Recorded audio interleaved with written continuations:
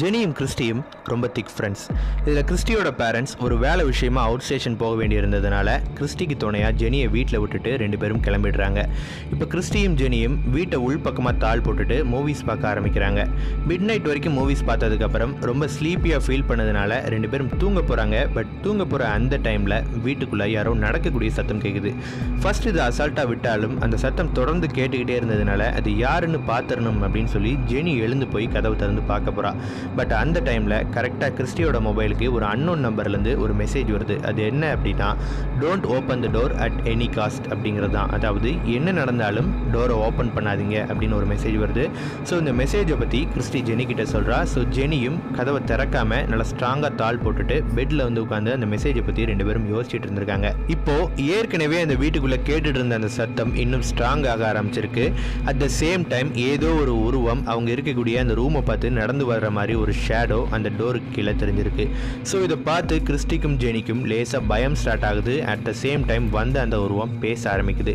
பேசின அந்த உருவத்தோட குரல் யாரோடது அப்படின்னு பார்த்தா கிறிஸ்டியோட அம்மாவோட வாய்ஸ். அண்ட் அந்த வாய்ஸ் சொன்ன விஷயம் என்ன அப்படின்னா, நானும் அப்பாவும் வெளியே போகும்போது ஒரு ஆக்சிடெண்ட்டில் மாட்டிக்கிட்டோம். ஸோ எங்களுக்கு இப்போ உன்னோட உதவி தேவை. ஸோ வெளியே வா கிறிஸ்டி அப்படிங்கிறது தான்.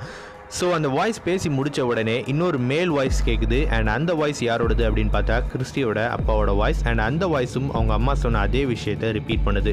ஸோ இப்போ கிறிஸ்டிக்கு எப்படியாவது அம்மாவையும் அப்பாவையும் காப்பாற்றணும் அப்படிங்கிற ஒரே விஷயம் தான் மனசில் ஓடுது. ஸோ கிறிஸ்டி போய் கதவை திறக்க போகிறா.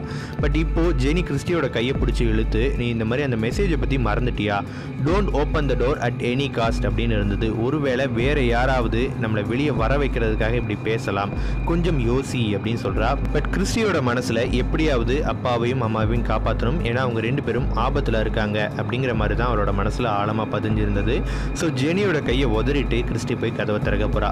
பட் கிறிஸ்டியை விடாமல் மறுபடியும் ஜெனி கிறிஸ்டியோட கையை பிடிச்சி இழுத்து, இந்த மாதிரி நாம வேணா அவங்க 2 பேருக்கும் கால் பண்ணி பார்ப்போம், அப்போ தெரிஞ்சிடும் வெளியே நிற்கிறவங்க யாரு அப்படின்னு சொல்கிறா. ஸோ ஜெனியும் கிறிஸ்டியோட அம்மா அப்பாவுக்கு கால் பண்ணுறா.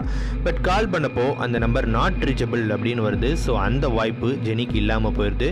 ஸோ இப்போ கிறிஸ்டி மறுபடியும் ஜெனியோட கையை உதறிட்டு கதவை திறக்க போறா.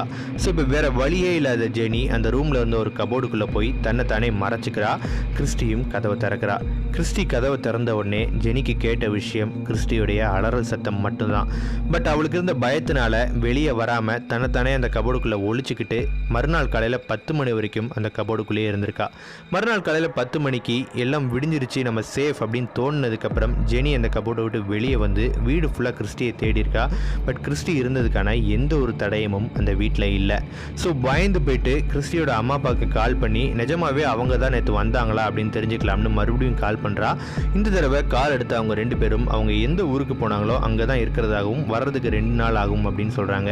பயத்தோட உச்சிக்கு போன ஜெனி கிறிஸ்டியோட அம்மா அப்பா கிட்ட நடந்த விஷயம் எல்லாத்தையும் சொல்கிறா. ஸோ உடனே அவங்க திரும்ப வீட்டுக்கு வந்து கிறிஸ்டியை எங்கெங்கேயோ தேடுறாங்க. பட் எங்கேயும் கண்டுபிடிக்க முடியல. ஸோ போலீஸ்லேயும் ஒரு கம்ப்ளைண்ட் கொடுக்குறாங்க. போலீஸும் ஊர் ஃபுல்லாக தேடுறாங்க. பட் இன்னைக்கு வரைக்கும் கிறிஸ்டி எங்கே போனா அப்படிங்கிறது யாருக்கும் தெரியாது.